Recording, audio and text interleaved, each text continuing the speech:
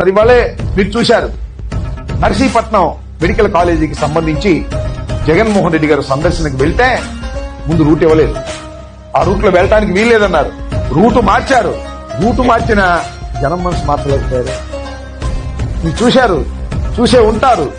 వర్షంలో కూడా, జడి వానలో కూడా జగన్మోహన్ రెడ్డి గారు జనం మధ్యన నడుస్తున్నాడు, తడుస్తున్నాడు. జనం మాత్రం ఉరకలేస్తూ వస్తున్నారు. అంటే దీని అర్థం ఏమిటి? దీని భావన ఏమిటి? దీని భావన ఒక్కటే, జనంలో పశ్చాత్తాపం ప్రారంభమైంది. అయ్యా జగన్మోహన్ రెడ్డి గారు, మిమ్మల్ని అన్యాయంగా అక్రమంగా మేము ఓటేయకోకుండా ఓడించాం. ఈ దుర్మార్గుల్ని ఎన్నుకున్నాం. వీళ్లు సరిగా సక్రమంగా పనిచేయటం లేదు.